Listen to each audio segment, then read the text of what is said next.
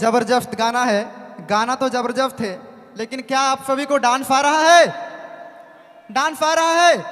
सच बोलिएगा। हेलो, जिनको डांस आ रहा है अच्छी बात है, जिनको नहीं आ रहा है अभी सीखो, ऐप डाउनलोड कीजिएगा।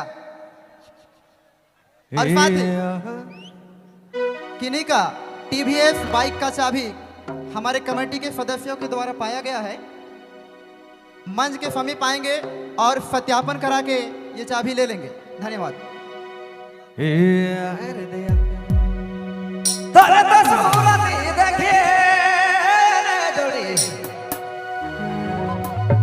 दिल के लागल मना तोरे तोरे तोरे तो सूरत देखी,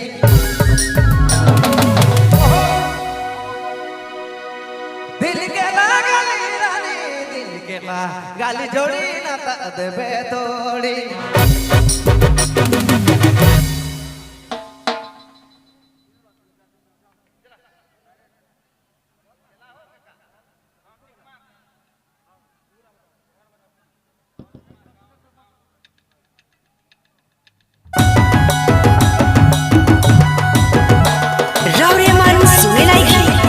नागपुरी फोकस यूट्यूब चैनल की प्रस्तुति।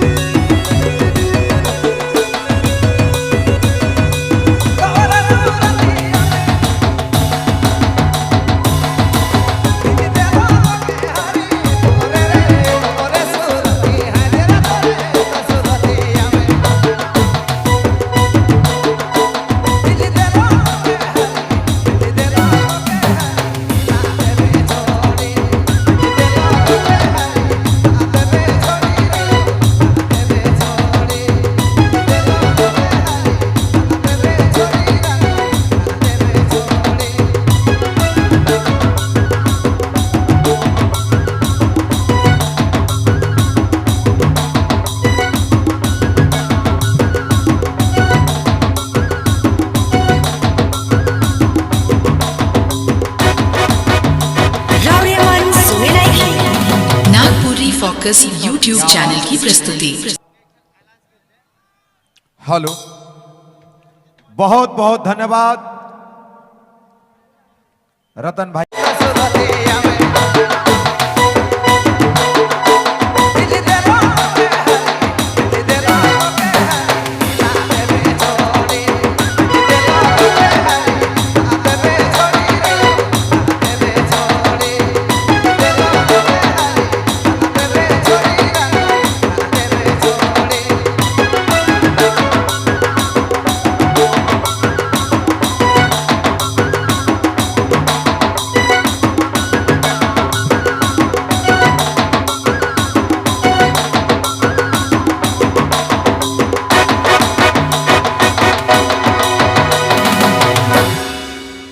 क्या बात है।